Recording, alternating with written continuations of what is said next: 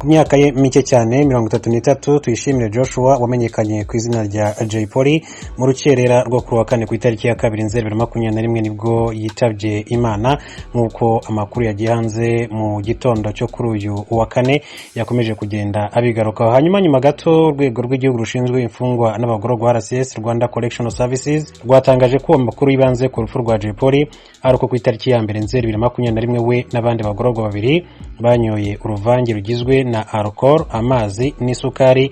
Iyo alcohol ngo abagororwa bari basanzwe rero bayifashisha mu kwiyogoshesha nkuko RCS yakomeje kugenda ibigarukaho. Itangazo rya RCS rivuga ko uyu muhanzi rero warufungiye muri gereza ya Nyarugenge Imageragere yarajyanywe mu ivuriro ry'iyo gereza ahagana saa 12 z'umugoroba yitabwaho n'abaganga. Rikomeza rigira riti bimaze kugaragara ko akomeje kuremba yaje kujyanwa mu bitaro bya Muhima aho rero yakomeje kwitabwaho ariko birangira aje kwitaba Imana. Nyuma rero yuko amakuru agiye hanze agaragaza yuko Tuyishimire Joshua Jay Polly yitabye Imana, abantu benshi batandukanye bakomeje kugenda bagaragaza akababaro, bagaragaza agahinda batewe no kwitaba Imana k'uyu muvandimwe cyangwa se no n'urupfu rw'uyu muvandimwe, cyane ko numwe mu bahanzi bari bakunzwe n'abantu benshi cyane kandi ingeri zitandukanye, cyane ko yaje no kwegukana igihembo cya Primus Guma Guma Superstar muri 2014. Bishatse kuvuga yuko rero yari afite umubare w'abantu benshi cyane bamukundaga, ikindi kandi bakamukundira urukundo rwe ndetse no kwicisha bugufi, kwiyoroshya, kandi n'umwe mu bantu bakundaga kugaragara bamwenyura cyane kurenza uko bagaragara barakaye. Nkuko tubikesha ikinyamakuru BBC, uwari inshuti ye witwa Kesi Kayonga mu gihugu cya Kenya, akaba yarari i Nairobi mu murwa mukuru w'igihugu cya Kenya, akaba yavuze yuko ababajwe n'urupfu rwa Tuyishimire Joshua Jay Polly.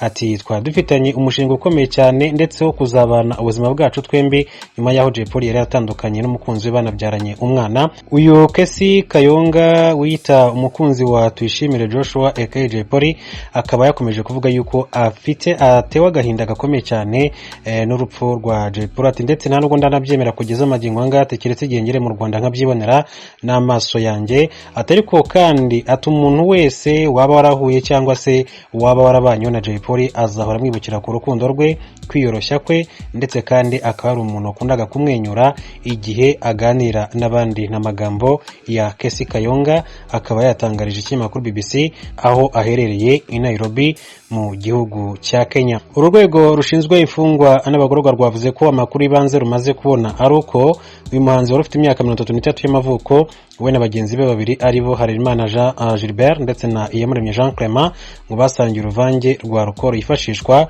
n'imfungwa biyogoshesha, amazi n'isukari byavanzwe nabo ubwabo nkuko aya makuru abivuga. Urwego rw'igihugu rushinzwe ubugenzacyaha RIB na laboratoire ibimenyetso bya Gihanga batangiye iperereza ryimbitse kugira ngo hamenyekane cyateye urupfu. Ku rundi ruhande ahagana saa 4 z'igitondo cyo kuri wa kane nibwo imodoka ya polisi y'u Rwanda yakuye umurambo w'uyu musore mu bitaro bya Muhima iwujyana mu bya Kacyiru kugira ngo usuzumwe. Bamwe rero mu bagize umuryango wa Jay Polly bari bahari, wari usanzwe ari n'umwunganizi we mu mategeko nawe yarahari n'inshuti ze za hafi, bose bari bahari birebera uko igikorwa kigenda. Ababonye Jay Polly ku wa gatatu mbere yuko aremba bavuze ko yari afite imbaraga ariko akaza kumererwa nabi. Jay Polly benshi bakundaga kwita Mwami Kabaka, akaba yaramamaye mu muziki kuva mu myaka ya 2008. N'umuhanzi rero ufite imyaka 33 nkuko twabivuze, akaba yitabye Imana asize abana bagera kuri babiri, barimo umwe yabyaranye na Uwimbabazi Sharifa, babanye igihe kirekire nyuma bakaza gutandukana. Abakunzi muziki rero, inshuti ze n'abavandimwe bashingwe bikomeye n'urupfu rw'uyu mugabo wari warugaruriye imitima ya benshi, by'umwihariko abari urubyiruko mu myaka ya 2010 kuzamura. Umunyamakuru Ali Sudi yifashishije ifoto aherutse gushyira ku rukuta rwe rwa Instagram ari hagati ya Jay Polly na Bulldog, ati kumbe DC nari ndimo kugusezera muvandimwe. Umuhanzi kazi mu ndirimbo zo kuramya no guhimbaza Imana Aline Gahongayire yifashisha amagambo aboneka muri Bibiliya mu gitabo cya Zaburi, ati utwigishe kubara iminsi yacu uburyo butuma rero dutunga imitima n'ubwenge. Akaba ari amagambo ya Aline Gahongayire. Abandi batandukanye, Arenuma nawe akaba yifurije uruko ridashira Tuyishimire Jay Polly Joshua, hanyuma Platini nawe akaba yifurije iruko ridashira Jay Polly. Undi wifurije iruko ridashira Jay Polly ni witwa Peter Kamasa, uyu yarazwi cyane. Hanyuma abandi batandukanye ni witwa Patty Kope yakunze kugenda afasha abahanzi batandukanye mu kumenyekanisha ibikorwa byabo. Yagize ati imwe mu ndirimbo Platini yagombaga rero gusohora ari kumwe na Jay Polly vuba ngaha. Ati nkuri babaje ku bakunzi b'umuziki nyarwanda, twifatanyije n'umuryango wa Jay Polly, inshuti, abafana be. Ati Imana imuhere iruko ridashira. Ati kandi azize uburwayi, yamenyeshaga abanyarwanda icyo uyu muvandimwe yaba azize. Undi rero ni witwa Calvin Mutsinzi, ati Rapper Jay Polly has passed on, ati ku myaka 33. Undi ni Robert Cyubahiro Makena, ati nkuko wakundaga rero kubiririmba ngo amahoro ya Allah atazabane nawe ndetse no mwitahoka ryawe. Ati ni koko Allah abane nawe ndetse n'umuryango wawe.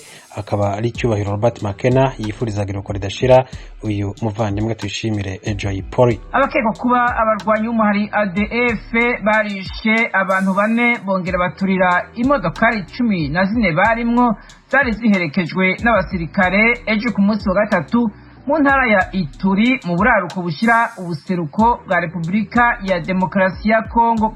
Ico gitero cabereye hafi y'igisagara ca Ofai kuko byashyikirijwe n'ishyirahamwe rifise icyicaro muri Amerika rikurikiranira hafi ibijyanye n'umutekano mu ntara ya Kivu. Iryo shyirahamwe ryavuze ko icyo gitigiri cy'abantu 4 bishwe kikiri icyifata kibanza. Izo modokari zari ziherekejwe n'inteko za MONUSCO zagiye kubungabunga amahoro n'umutekano hamwe n'igisirikare ca RDC kuko byavuzwe n'umutegetsi wo muri societe civile muri ako karere Dieudonné Malangai.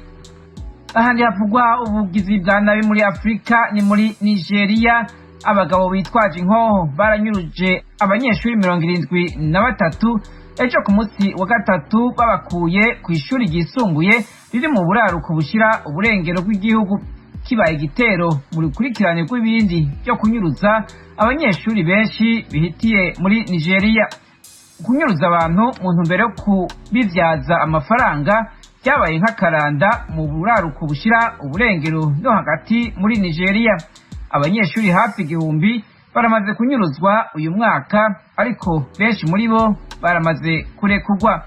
Igipolisi cyavuze ko abo banyeshuri banyurujwe ku ishuri ryo mu gisagara ca Kaya kiri mu ntara ya Maradun ni muri leta ya Zamfara mu gatondo kejo ku munsi wa gatatu. Washington, ijwi rya Amerika. Amakuru muri Afrika kandi abigisha muri Zimbabwe barasubiye muri yegeregere yo guhagarika akazi bidogera kutaronswa ibikoresho byo kubakingira COVID-19. Bavuga kandi ko batazosubirayo leta idatoreye umuti ico kibazo. Sendika y'abigisha bakorera mu ntara mu gihugu hagati ivuga ko mu byo basaba harimo no kongerezwa agashahara gasanzwe kari ku rugero rwo hasi. Bamwe mu banyeshuri bo mu micungararo y'umugwa mukuru Harare kuva ku munsi wa mbere barasubiye mu ishuri, ariko bariko barigishanya hagati yabo ata mwigisha bafise. Sendika y'abigisha igabisha ko amashuri ashobora gucika ikibanza cyo